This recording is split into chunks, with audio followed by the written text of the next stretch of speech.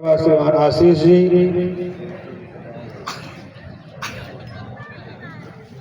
फाल्गुनोत्सव से राष्ट्रोत्सव का एक भव्य आयोजन। इस कार्यक्रम में सहभागी सभी माता बहनें, बंधुओं, विचार परिवार के सभी कार्यकर्ता, बंधु भगिनी, आप सभी को फाल्गुनोत्सव की बहुत बहुत शुभकामनाएं व्यक्त करता हूं और आपको बधाई देता हूं। आने वाला जो होलिकोत्सव का पर्व है हमारे जीवन में लोक कल्याणकारी का और अपने परिवार के साथ साथ समाज के लिए, राष्ट्रोत्थान के लिए ये जीवन लगा रहे, ऐसी प्रार्थना बाबा विश्वनाथ जी से, प्रभु श्री रामचंद्र जी से मैं करता हूं। सांस्कृतिक आयोजन में जब मंच पर कुर्सी लगा दी जाए तो मुझे लगता है कहीं रंग में भंग हो रहा है क्या, थोड़ा एक असहज लग जाता है। एक आनंद की अनुभूति जब मिल रही हो, सबसे कठिन काम वक्ता को होता है। फिर कोई वक्ता को सुनने की मूड में नहीं रहता। मैं श्रोता के रूप में भी बैठा था, मैं पीछे बैठ गया, मुझे आगे करने की कोशिश कर रहे थे। जो सांस्कृतिक कार्यक्रम में आनंद है वो आनंद कहीं नहीं है। ये फगुआ का जो आनंद है उसमें, फगुआ में सांस्कृतिक कार्यक्रम का ही आनंद है। लेकिन संचालनकर्ता महोदय ने बताया कि आज जो आवश्यकता है तो आवश्यकता है उत्सव को उल्लास से मनाएं। आवश्यकता है भारत को भव्य बनाने की, भारत में दिव्यता स्थापित करने की। आवश्यकता है भारत को मानने की, भारत को जानने की, भारत को बनाने की, भारत के बनने की है। और जब ये आवश्यकता है तो निश्चित रूप से जो पर्व त्योहार ये होते हैं, ये भारत के उस प्राचीन परंपरा को पुनर्स्थापित करने के लिए ही उत्सव है। लाखों वर्षों से चली आ रही है जो परंपरा है, जो संपूर्ण जगत के अंदर भारत एक अभेद्य राष्ट्र के रूप में है। ये अभेद्य राष्ट्र जो आज भी मृत्युंजय राष्ट्र के रूप में स्थापित है, उसका एकमात्र कारण है भारत के अंदर का पर्व, उत्सव, महोत्सव। यही पर्व, उत्सव, महोत्सव ही भारत को मृत्युंजय की ओर ले जाता है। पर्व और त्योहार नहीं होते तो भारत भारत के रूप में नहीं रह पाता। उत्सव अगर उत्साह से हम नहीं मनाते तो भारत भारत नहीं रह पाता। भारत आज है तो उसके पीछे उत्सव और उत्साह, उल्लास है, तभी भारत है। इसलिए माता बहनों, बंधुओं, जो महापर्व आने वाला है फाल्गुनोत्सव, उसके हम 2 दिन पूर्व यह कार्यक्रम कर रहे हैं। और यह कार्यक्रम केवल कार्यक्रम ही ना रह जाए, इसके पीछे का जो संदेश है बंधुत्व का, होलिकोत्सव या कोई भी उत्सव संदेश देता है आत्मीयता का, प्रेम का, व्यवहार का, एक दूसरे में समरस होने का ही तो संदेश देता है उत्सव।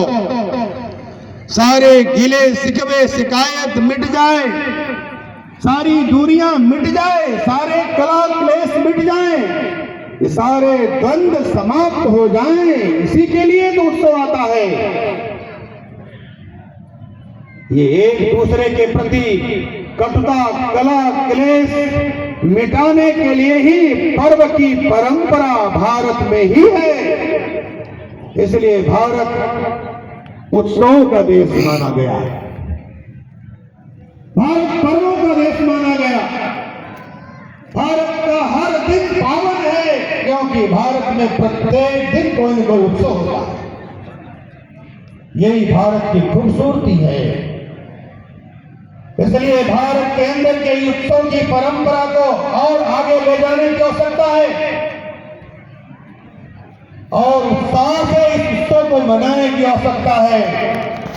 लेकिन मुझे लगता है कहीं उत्साह में कोई फीकापन है, तभी तो कुर्सियां खाली। कहीं न कहीं हमारे मन के अंदर की जो उल्लास होना चाहिए, जो हमारे अंदर उत्सव के प्रति समर्पण होना चाहिए, परिवार के प्रति आत्मीयता का भाव होना चाहिए, कहीं न कहीं और उसको बढ़ाने की आवश्यकता है। जब पारिवारिक भाव बढ़ेगा, आत्मीयता बढ़ेगी, स्नेह बढ़ेगा, संवाद बढ़ेगा, तभी समन्वय बढ़ेगा, तभी सामंजस्य बढ़ेगा, तभी सद्भाव स्थापित होगा और सद्भाव स्थापित होने का आधार उत्सव है। इसलिए फाल्गुनोत्सव में जब हम आए हैं तो उसका आनंद इन गीतों से लीजिए, उसका संदेश इन गीतों से प्राप्त करिए। भगवान भोलेनाथ के साथ लोग चल रहे हैं, विविध प्रकार के लोग हैं, एक दूसरे के विरोधी लोग भी हैं, प्रकृति के प्रवृत्ति के विरोधी लोग ऐसे बाबा भोलेनाथ के साथ रहते हैं। यही संदेश है उत्सव का। इसलिए हम सब समाज के भिन्न भिन्न प्रकार के जाति बिरादरी के लोग जब हम एकजुट होकर रहते हैं तो यही सनातन की खूबसूरती है। सनातन सत्य, सनातन शाश्वत तभी तक रहेगा जब तक सद्भावना और समरसता हमारे हृदय में होगी, हमारे व्यवहार में होगी, हमारे मन में, हमारे स्वभाव में, हमारी प्रकृति में, हमारी प्रवृत्ति में होगी। इसलिए आपसे निवेदन, आपसे आग्रह कि आप सभी ऐसे उन लोगों की समीक्षा, उन लोगों की जानकारी करिए जो हमसे बिछुड़ गए हैं, जो हमसे दूर हैं, महीनों से जिनसे हमारा संवाद नहीं है, किसी कारण से हमारा उनसे विषाद उत्पन्न हो गया है। ये उत्सव है हमें उनके निकट ले जाएगा, ये उत्सव है हमें उनको अपने निकट लाएगा। यही कारण है उत्सव आने का और मनाने का। हम एक दूसरे में समरस एकरस हो जाएं, यही उत्सव का संदेश है। एकता, स्वतंत्रता, समानता रहे, देश में चरित्र की महानता रहे। उत्सव का संदेश भी यही है। सब समाज को लिए साथ में आगे है बढ़ते जाना, इतना आगे जिसका कोई छोर नहीं, जहां पूर्णता मर्यादा हो, सीमाओं की डोर नहीं। ये उत्सव का संदेश। एक दूसरे के प्रति कैसे समरस भाव से लोग रहते हैं, आत्मिक भाव से रहते हैं, और किसी प्रकार का कोई संकट आ जाए तो संकट में भी साथ खड़े होते हैं। ये भारत के केवल मनुष्यों के अंदर देखने को नहीं मिलता, यहाँ तो पशु पक्षियों में भी वह व्यवहार प्रकट होता है। परंतु दुर्भाग्य से आज के युग के मानवों में वो प्रवृत्ति का अभाव दिखता है, जो आज होना चाहिए वो दिखता नहीं। कैसे पक्षियों में भी एक दूसरे के प्रति एक साथ रहते रहते, वर्षों तक एक वृक्ष पर रहते रहते कितनी आत्मीयता हो जाती है। एक बार वर्षों से वृक्षों में जो पंछियों का झुंड रहता था, अचानक आग लग गई। पंछियों के झुंड को देखकर कुछ लोग दौड़ करके उस वृक्ष के पास पहुंचे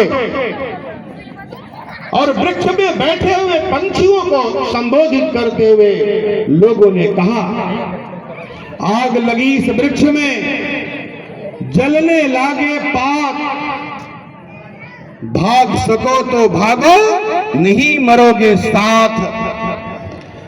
जब पंछियों ने इन बातों को, मनुष्यों की बातों को सुना, तब पंछियों ने जो वर्षों वर्षों उस वृक्ष में सहारा लिए थे, आसरा लिए थे, उन पंछियों ने उन मनुष्यों को उत्तर दिया, फल खाया इस वृक्ष का, गंदे कीने पात, संकट के इस घड़ी में जिए मरेंगे साथ। ये पंछियों का उत्तर है। जब पंछियां इस प्रकार व्यवहार करती हैं, हम तो मनुष्य हैं, हमारे अंदर जो कविता है, हमारे अंदर जो दूरियां हैं, ये दूरियां मिटे इसलिए उत्सव है, कला मिटे इसलिए उत्सव है, द्वंद्व समाप्त हो इसलिए उत्सव है, हमारे अंदर की जो दुर्भावना है वो मिटे इसलिए उत्सव है। अवसर का लाभ ऐसा नहीं लेना कि अपना कोई व्यक्ति बाहर है तो उसके ऊपर प्रहार कर दें, अवसर का लाभ ले लें।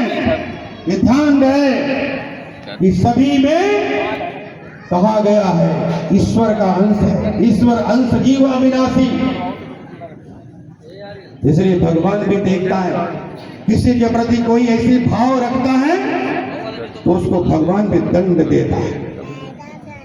इसलिए हमारे इस पारंपरिक परंपरा में ऐसी विचार रखने वाले लोगों को भी भगवान सद्बुद्धि दे, किसी प्रकार का एक दूसरे के प्रति दुर्भावना उत्पन्न न होने पाए। यही फाल्गुनोत्सव का संदेश अपने मन में स्थापित करें और इस फाल्गुनोत्सव से राष्ट्रोत्सव की ओर बढ़े।